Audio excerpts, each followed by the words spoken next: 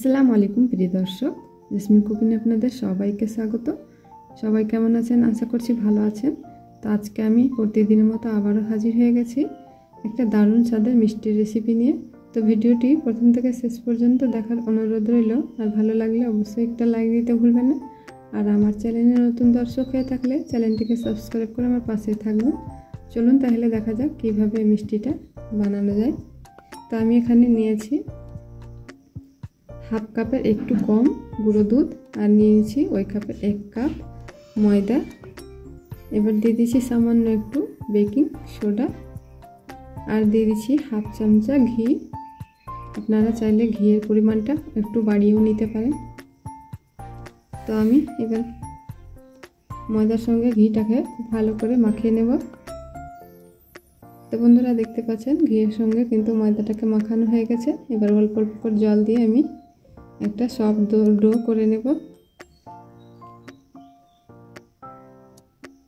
ডোটাকে শক্ত করতে হবে না, একটু নরম যেন থাকে এইভাবে করে ডোটা করে নিতে হবে।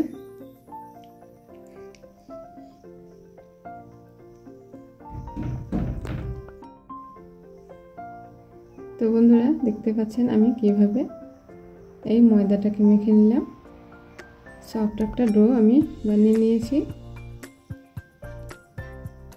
একটু হাত দিয়ে ডলে ডলে মেখে নিতে হবে।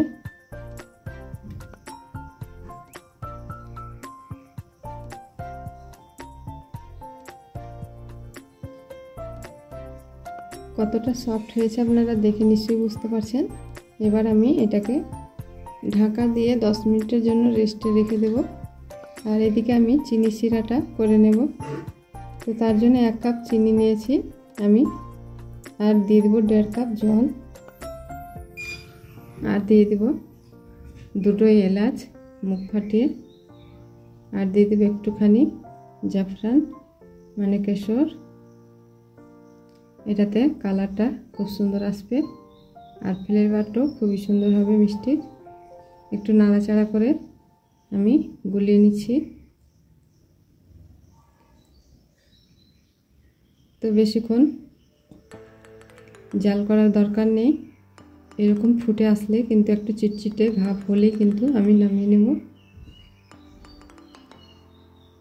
তো এরকম চিপচিপে হয়ে গেছে, আমি আর কিছুক্ষণ ফুটিয়ে নিচ্ছি। দিয়ে এবার আমি চুলাটাকে বন্ধ করে নামিয়ে নেব।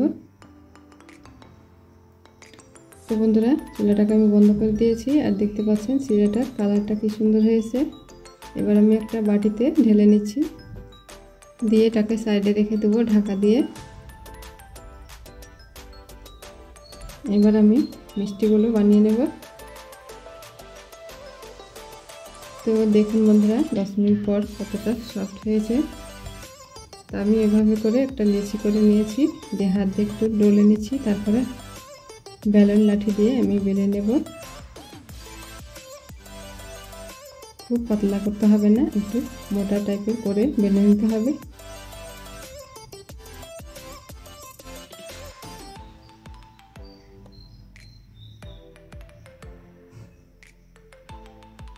তো বন্ধুরা দেখতে পাচ্ছেন আমি একটা রুটির মতো করে বেলে নিয়েছি।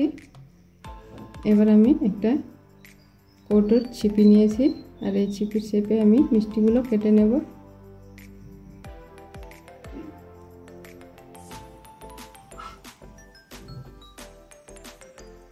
তো এইভাবে করে আমি বাকি মিষ্টিগুলো কেটে নিচ্ছি।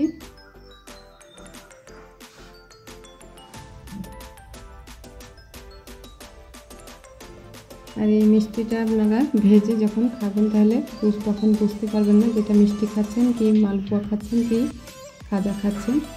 এতটাই টেস্টি আর এতটাই সুস্বাদু, আপনারা বাড়িতে অবশ্যই একবার ট্রাই করে দেখতে পারেন। মিষ্টিটা খুবই সুন্দর খেতে হয়েছে। তো আমি একইভাবে কেটে নিয়েছি সবগুলো। এবার আমি এগুলোকে তুলে নিচ্ছি, যে বাকি মিশ্রণখানি আমি আবারও পরে করে নেব। তো এগুলোকে আমি একটু হাত দিয়ে ঠিক করে নিচ্ছি।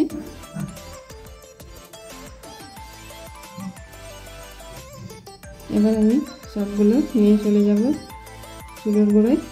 তো আমি প্যান বসিয়ে দিয়েছি, আবারও দিয়ে তেল দিয়ে দিচ্ছি।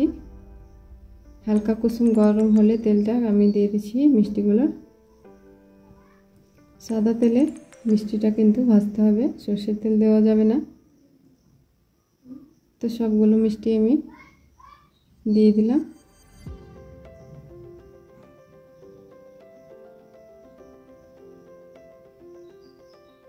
দিয়ে চুলার আঁচটাকে মিডিয়ামে রেখে আমি ভেজে নেব। এক পিঠ হালকা ভাজা হয়ে গেলে উল্টে দিচ্ছি।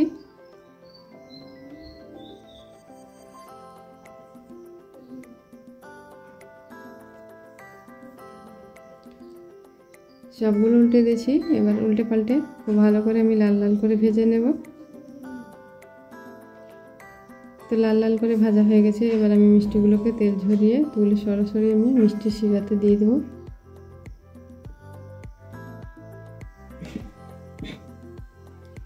তো মিষ্টির শিরাতে আমি দিয়ে দিলাম, দিয়ে ঢাকা দিয়ে দেবো। আবারও বাকি মিষ্টিগুলো ভেজে নেব।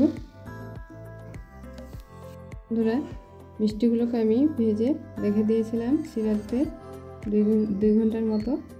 আর দেখতে পাচ্ছেন 2 ঘন্টা পর মিষ্টিগুলো কতটা ফুলে ডুমো ডুমো হয়ে গেছে, রসে টুম্বুর হয়ে গেছে। এবার আমি একটা প্লেটে সার্ভ করে নিচ্ছি।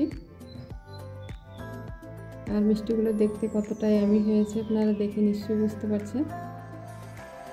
একদম রসে ডুমো ডুমো হয়ে গেছে ফুলে। তো উপর থেকে আমি রসটা দিয়ে দিচ্ছি।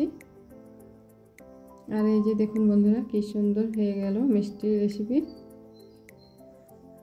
এবার আমি আপনাদেরকে একটা ভিতরটা কীরকম হয়েছে ভেঙেও দেখাচ্ছি। আর দেখুন কতটা হয়েছে রসে, কতটা রস বের হচ্ছে ভিতর থেকে, দেখতে পাচ্ছেন ভিতরটা কীভাবে রসালো হয়েছে। এই যে দেখুন কতটা খাস্তা হয়েছে, মিষ্টির ভিতরটা পুরো জালিদার হয়েছে। আর খেতে তো ভীষণই মজার হয়েছে বন্ধুরা, কি বলবো। তো বন্ধুরা, ভিডিওটি কেমন লাগলো আশা করছি ভালো লেগেছে। ভালো লাগলে অবশ্যই একটা লাইক দিতে ভুলবেন না। আর আমার চ্যানেলে নতুন বন্ধু হয়ে থাকলে চ্যানেলটিকে সাবস্ক্রাইব করে আমার পাশে থাকবেন। আর আমার ভিডিওগুলো যদি ফেসবুক পেজ থেকে দেখে থাকেন তাহলে ফলো করে দেবেন। এতক্ষণ সঙ্গে থাকার জন্য অসংখ্য ধন্যবাদ। দেখা হচ্ছে নেক্সট ভিডিও নিয়ে। ততক্ষণ ভালো থাকবেন। আল্লাহ হাফেজ।